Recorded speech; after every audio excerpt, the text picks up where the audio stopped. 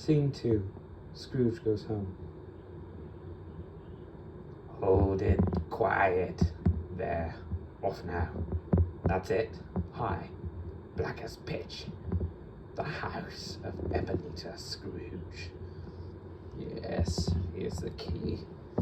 He turns the key towards the door, and the face of Jacob Marley, Scrooge's deceased business partner, swims out of the darkness. Scrooge watches, unable to speak. He fumbles for a match, lights the lantern, and swings it toward the figure, which melts away. Pause. Scrooge fits the key in the lock, and it turns it as the door suddenly is opened from the inside by the porter, Sparsit. Scrooge is startled, then recovers. Sparsit? Yes, sir. Hurry, the door. Close it. Did you knock, sir? Knock? What matter? Here, light me up the stairs. Yes, sir. He leads Scrooge up the stairs. They pass the cook on the way. Scrooge brushes by here, stops, looks back, and leads towards him. Something to warm you, sir? Porridge? No, nothing. Waiting for her Christmas coin. Merry Christmas, sir? Scrooge ignores the request, and the cook disappears. Mumbling, Scrooge follows Sparsit. Fright a man nearly out of his life. Merry Christmas, bah. Your room, sir? Oh, yes, and good night. Extending his hand for his coin. Merry Christmas, sir? Yes. He sees the outstretched hand. He knows what Sparsit wants and is infuriated. Out!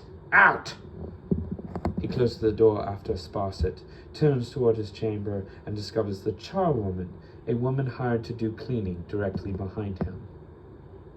Warm your bed for you, sir. What? Out! Aye, sir. She starts for the door. Marley's voice is heard mumbling something unintelligible. What's that? Me, sir? Not a thing, sir. Then good night. Good night. She exits, and Scrooge pantomimes shutting the door behind her. The voice of Marley over off-stage microphone whispers and reverberates. Merry Christmas, Scrooge. Silence. Scrooge hears the voice but cannot account for it. He climbs up to open a window and looks down. A cathedral choir singing, "Oh, come all ye faithful," is heard in the distance. Scrooge listens a moment, shuts the window, and prepares for bed. As soon as he has shut the sound out of his room, figures appear. They seem to be coming down the main aisle of a church, bearing gifts to a living nursery. The orchestra plays "O Come All Ye Faithful" as the procession files out. Scrooge, ready for bed, warms himself before the heaps of coals. As he pulls his nightcap from a chair, a small hand bell tumbles off onto the floor. Startled, he picks it up and rings it for reassurance. An echo answers it. Scrooge escapes to his bed. The bell sounds grow to a din, incoherent as a dream, then suddenly fall silent. Scrooge sits up in bed. Listen, hears the chains of Marley coming up the stairs. Scrooge reaches for the bell pull to summon Sparsit. The bell responds with a gong, and Marley appears. He and Scrooge face one another. What do you want with me? Much. Who are you? Ask who I was. Who were you? In life, I was your partner, Jacob Marley. He's dead. 7 years this night, Ebenezer Scrooge. Why do you come here? I must. It is commanded of me. I must wander the world and see what I can no longer share. what I would not share when I walked where you do. And you must go thus. The chain? Look at it, Ebenezer. Study it. Locks and vaults and golden coins. I forged it.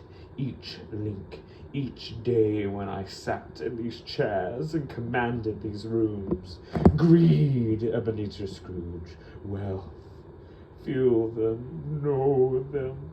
Yours was as heavy as this I will wear 7 years ago, and you have labored to build it since. If you are here to lecture, I have no time for it. It is late, the night is cold, I want comfort now. I have none to give. I know not how you see me this night. I did not ask it. I have sat invisible beside you many and many a day. I am commanded to bring you a chance, Ebenezer. Heed it. Quickly then, quickly. You will be haunted by 3 spirits. Is that the chance? Mark it. I do not choose to. Then you will walk where I do, burdened by your riches, your greed. Spirits mean nothing to me. Expect the first tomorrow, when the bell tolls 1, the second the next night at the same hour, the third upon the next night, when the last stroke of 12 has ended. Look to see me no more. I must wander.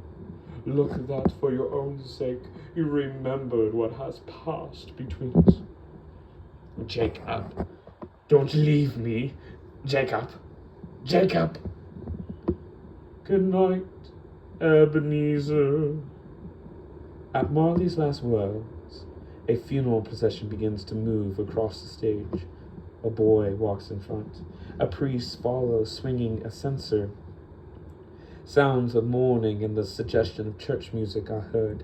Scrooge calls out, Jacob, don't leave me. as if talking in the midst of a bad dream. Scrooge pulls shut the red curtains. The bell sounds are picked up. The clock begins to chime, ringing the hours. Scrooge sits up in bed and begins to count the chimes. 8, 9, 10, 11. It can't be 12. Midnight. No, not 12. It can't be. I haven't slept the whole day through. 12. Yes, 12 noon. He hurries to the window and looks out. Black. 12 midnight. I must get up. A day washed. I must get down to the office. 2 small chimes are heard. 15:15. But if it just rang 12, 15 minutes haven't gone past, not so quickly. Again, 2 small chimes are heard. 1:45. The spirit, it's to come at 1. He hurries to his bed as the chime rings again. 1.